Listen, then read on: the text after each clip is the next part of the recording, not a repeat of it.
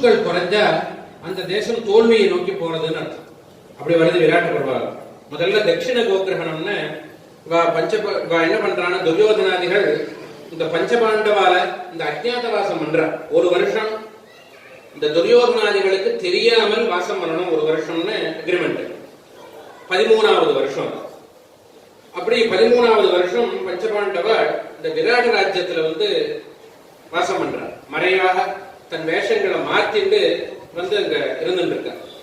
இந்த பஞ்சபாண்டவால் எங்க இருக்கான்னு தூதர்களை வச்சு தேடுறான் துரியோதன். கண்டுபிடிச்சிடணும், எப்படியாவது கண்டுபிடிச்சுட்டா இன்னொரு 14 வருஷம் வர காட்டுக்கு அமிச்சிடணும் அப்படின்னு தீர்மானம் பண்ணி தேட சொல்றோம். எல்லா இடங்கள்லையும் தேடி பார்த்தேன், கண்டே பிடிக்க முடியல பஞ்சபாண்டவால.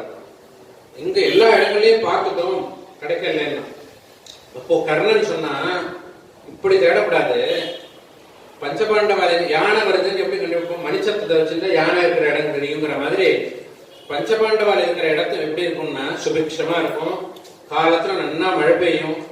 எந்த தேசம் சுபிக்ஷமா இருக்குன்னு பாரு, விளைச்சல்ல எந்த தேசம் நிறைய லாபம் அடைஞ்சிருக்குன்னு பாரு, அங்கதான் பாண்டவர்கள் இருக்கா, அப்படி பாருன்னு கர்ணன். உடனே தேடுறான், எந்த தேசம் நல்லா சுபிக்ஷமா இருக்குன்னு பாருங்க. இந்த நாளா இருந்தா ஆன்லைன்லயே பார்க்கணும், 5 நிமிஷம் வேலை. அப்போ அதுக்குன்னு தூதர்களை அமைச்சு பார்க்க சொன்னான், எந்த தேசம் சுபிக்ஷமா இருக்குன்னு பாருன்னு சொன்னான்.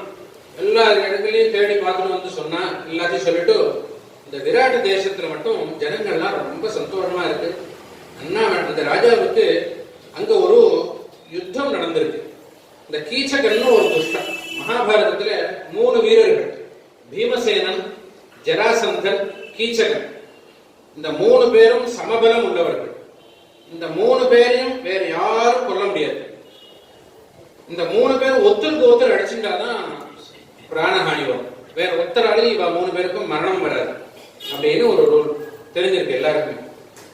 அதுல அவனுக்கு தெரிய வருது, கீச்சகன் இறந்து போயிட்டான் விராட ராஜ்யத்துல அப்படிங்கிற தகவல் கிடைக்கிறது. ஓஹோ, கீச்சகன் இறந்து போயிட்டான்னா அப்போ ஜராசந்தனா இருக்குமா அப்படின்னு பார்த்தா, ஜராசந்தன் ஊர்ல தான் இருக்கான். அப்போ ஜராசந்தன் கீச்சகனை அடிக்கல, பீமசேனன் தான் அடிச்சிருக்கான். பஞ்சபாண்டவா இருக்கிற இடத்த 80% நான் கண்டுபிடிச்சாச்சு. இன்னும் கொஞ்சம் கிட்டக்க போனா கண்டுபிடிச்சிடலாம். எப்படி கிட்டக்க போறது அப்படின்னா, அது சின்ன தேசம், அந்த ராஜாவும் வயசானவன். ஆகையினால அந்த தேசத்துக்கு ஒரு தோல்வியை கொடுக்கும். தோல்வியை கொடுத்தா வெளியில வந்துற விஷயம். அப்படின்னா எப்படி தோல்வியை கொடுக்கறது? திடீர்னு யுத்தம் பண்ணிட்டு போக முடியாது. முதல்ல தகவல் அனுப்பணும், நாங்க யுத்தத்துக்கு வரோம்னு தகவல் அனுப்பி போகணும். ராஜாவோட யுத்தம் பண்ண வேண்டாம், வயசானவன். போய் 2 தட்டு தட்டி வண்டியில் ஏற்றின்னு வர்றது பெரிய விஷயம் இல்ல. அவனுடைய கோக்களை பூரா பிடிச்சுன்னு வந்துடும். ஏன்னா ஒரு தேசத்துல மாட்டினுடைய எண்ணிக்கை குறைஞ்சதுன்னா அந்த தேசம் அழிவை நோக்கி போறது அப்படின்னு அர்த்தம். அதனால அவன்கிட்ட உள்ள பசுக்களை பூரா நாம பிடிச்சுன்னு வருவோம். பிடிச்சுன்னு வந்தா அவன் தோல்வியை ஒத்துண்டுதான் ஆகணும் அப்படின்னு தெற்கு பக்கமாக ஒரு சேனையை அனுப்பி அந்த தெற்கு பக்கம் உள்ள பசுக்களை பூரா மீட்டு வர்றதுக்கு அனுப்பியிருக்கான். வடக்கு பக்கமாக ஒரு துரியோதனே போறான். வடக்கு பக்கமாக போய் அந்த பசுக்களை பூரா மீட்டு கிளம்பி போற பொழுது அங்க அர்ஜுனனே வரான். அவன் ஒரு ஸ்திரீ வேஷத்துல இருக்கான். அந்த தேசத்துல மறைவாக வாழறதுக்காக பிருகன்னலாங்கிற பேரோட ஒரு அழி பெண்ணாக இருக்கான். அவன் யுத்தத்துக்கு நிற்கிறான். ரசத்துல ஒரே ஒரு ஆளா நிற்கிறான். இங்க துரியோதனோட யார் வந்திருக்கான்னா, துரோணாச்சாரியாள், பீஷ்மர், கர்ணன், எத்தனை பேரும் வந்திருக்கா, பெரிய பெரிய வீரர்கள். அதுல இங்க துரியோதனன் பாக்குறான், யாரோ ஒரு பெண் புடவை கட்டின்னு நிற்கிறார். என்ன பெண் வந்திருக்கா நம்மளோட யுத்தம் பண்றதுக்கு? அசடா இருக்கானே ராஜா, நம்ம எவ்வளவு பெரிய வீரர்கள் வந்திருக்கோம், ஒரு பெண் அனுப்பிச்சிருக்கானே அப்படின்னு பேசிக்கிறான் துரியோதனன். அப்போ துரோணாச்சாரியாலும் பீஷ்மரும் ஒருத்தருக்கு ஒருத்தர் பேசிக்கிறார். அதாவது அவர்களுக்கு மட்டும் புரியணும், பக்கத்துல உள்ள துரியோதனனுக்கு புரியப்படாது அப்படின்னு பேசிக்கிறாப்புல வியாசர் இந்த கிரந்தி ஸ்லோகத்தை அங்க எழுதியிருக்க. கங்காஜலம் கேசவனாரி கேது நகாஃபயோ நாம நகாரி சோனு ஏஷோங்கனா வேஷதர கிரீட்டி அப்படின்னு சொல்றான். பீஷ்மர் சொல்ற, துரோணாச்சாரியார் சொல்றார் பீஷ்மரை பார்த்து, கங்காஜலம் அப்படின்னா கங்கையினுடைய தண்ணீர், கேசவ நாரி கேது, கேசவன்னா மகாவிஷ்ணு, அவருடைய நாரின்னா ருக்மிணி, கேது அப்படின்னா சின்னம். கேசவன் மகாவிஷ்ணுவனுடைய மனைவியான ருக்மிணியினுடைய சின்னம். நகாத்வயோ நாம நகாரிசு. நகாத்வயன்னா ஒரு மரம்னு சொல்லப்படுறது. நகாரி சூனு, மலைக்கு எல்லாம் சத்ரு. இப்படி அர்த்தம் பார்த்தா ஒண்ணுக்கு ஒண்ணு ஒட்டவே ஒட்டாது. கங்கா ஜலம், கிருஷ்ணனுடைய மனைவி ருக்மிணி, இது ஒண்ணுக்கு ஒண்ணு சம்பந்தமே இல்லை. இப்படி பிரிக்கப்படாது. அந்த ஸ்லோகத்தை என்ன பண்ணணும்னா சுக்குமி லகுதி பிலிங்கிற மாதிரி பிரிக்கணும். சுக்கு மிளகு திப்பிலின்னு ஒரு பேப்பர்ல எழுதி கொடுத்தான். அவன் கடையில போய் சுக்குமி லகுதி பிலி கொடுங்கன்னு கேட்டான். அது மாதிரி பிரிக்கணும் இந்த ஸ்லோகத்தை. அதாவது கங்கா ஜலம்னு பிரிக்காம கங்காஜ, ஹே கங்காஜ கூப்பிடுற, கங்கையில இருந்து பிறந்தவரே. லங்கேசவ நாரிகேது. லங்கேசன் யாரு? ராவணன். அந்த அவனுடைய வனம் காட்டுக்கு சத்ரு யாரு? ஆஞ்சநேய சுவாமி. அவரை கொடியில உள்ளவன் அப்படின்னு, அதாவது அர்ஜுனனுடைய கொடியில ஆஞ்சநேய சுவாமி உட்கார்ந்து இருக்காரு. அதை சொல்றாரு. லங்கேஷ வனாரி கேது. லங்கேசன்னா ராவணன். அவனுடைய காடான அந்த கானகத்துக்கு அரி சத்ரு யாரு? ஆஞ்சநேய சுவாமி. அவரை கேத்து கொடியில வச்சுட்டு இருக்காரு. அவன் தான் எழுத்தாப்புல வேஷோங்கனா வேஷதர கிரீடி. அவன் தான் பெண் வேஷத்துல எழுத்தாப்புல வந்து நிற்கிறான். இப்ப இன்னும் கொஞ்ச நாள் நம்ம அத்தனை பேரையும் அடிச்சுட்டு இந்த பசுக்களை பூரா மீட்டிங் போறான் அப்படின்னு சொல்றார் துரோணாச்சாரியர். இந்த அர்த்தத்துல மனசுல வச்சுட்டு இந்த ஸ்லோகத்தை சொன்னார் பீஷ்மர்கிட்ட. துரியோதனன் கேட்டான் இந்த ஸ்லோகத்தை. கேட்டுட்டு வயசானவரோ இல்லையோ யுத்த காலத்துக்கு வந்துட்டு உளர்றது அப்படின்னு சொல்லி வச்சான். வயசாயிடுது, இங்க வந்து கண்ணு தூர பார்வை இல்லை, ஏதோ பிணக்கிறார் வேற வயசானவர், இவரை முதல்ல பின்னாடி அனுப்பு அப்படின்னு நான் துரியோதனன். அப்படி அந்த கட்டம், அந்த இடத்துலதான் இந்த முடிச்சு ஸ்லோகத்தை வியாசாச்சாரியார் சொல்லியிருக்கார் இந்த விராட்ட பர்பாவில். இப்படி 1000 ஸ்லோகத்துக்கு ஒரு ஸ்லோகம் இப்படி சொல்ற. அந்த மகாகிரந்தை கொஞ்சம் யோஜனை பண்ணி அர்த்தத்தை மனசுல புரிஞ்சுட்டு எழுதுறதுக்கு டைம் கிடைக்கிறது. அப்படி மகாகணபதி எழுத வியாசாச்சாரியார் சொல்லி அப்படி வந்தது மகாபாரதம். அப்படி மகாபாரதம் பூரா சொல்லி முடிச்சார் வியாசா.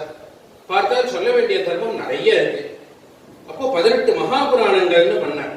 18 மகாபுராணங்கள் என்னன்னா மத்ஸ்ய புராணம், மார்க்கண்டேய புராணம், பிரம்ம புராணம், பிரம்ம வைவர்த்த புராணம், பிரம்மாண்ட புராணம், பவிஷ்ய புராணம், தேவி பாகவதம், விஷ்ணு புராணம், வாயு புராணம், வராக புராணம், வாமன புராணம், அக்னி புராணம், நாரத புராணம், பத்ம புராணம், லிங்க புராணம், கருட புராணம், கூர்ம புராணம், ஸ்கந்த புராணம்னு இந்த 18க்கும் மகாபுராணங்கள். இந்த 18 புராணங்களும் வியாசாச்சாரியா பண்ணினார். பண்ணி முடிச்சுட்டு பார்த்தா சொல்ல வேண்டிய தர்மம் நிறைய பாக்கி இருக்கு. உடனே 18 உபபுராணங்கள்னு பண்ணினார். இந்த உபபுராணங்கள்ல தான் சௌர புராணம் இதெல்லாம் உபபுராணங்கள்ல வருது.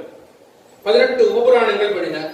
பார்த்தால் அப்பவும் சொல்ல வேண்டிய தர்மம் பாக்கி இருந்தது. உடனே சேஷ தர்மம்னு விட்டு போன தர்மங்கள்னு ஒரு புஸ்தகம் பண்ணினார். விட்டு போன தர்மங்கள்னு ஒரு புஸ்தகம் சொன்னார்.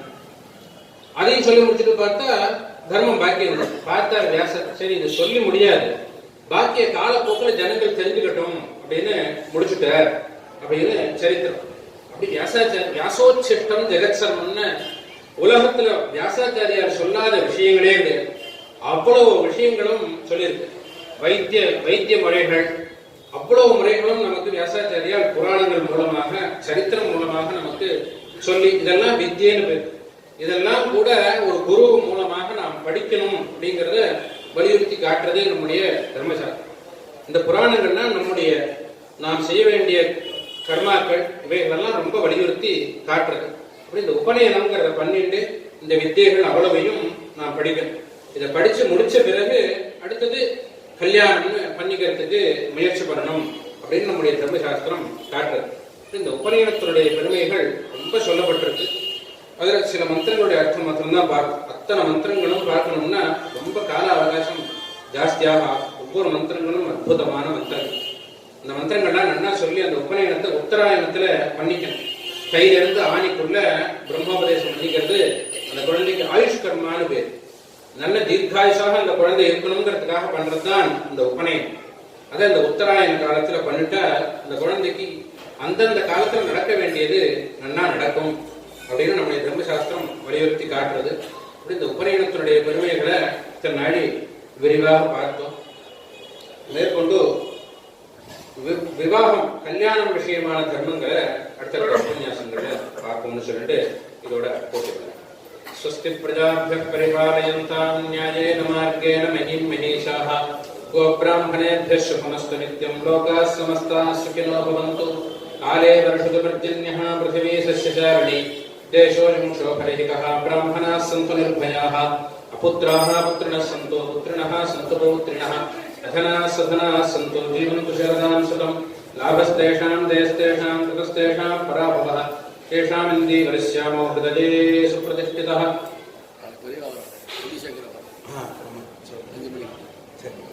நாளைய தினம் ரொம்ப முக்கியமான ஒரு விஷயம். நம்ம ராமச்சந்திரமூர்த்தியுடைய சந்நிதிக்கு சிருங்கேரி ஆச்சாரியார் விதுசேகர பாரதி சன்னிதானம் நாளைக்கு சாயங்காலம் 5 மணிக்கு இங்கே விஜயம் பண்ற. 4:30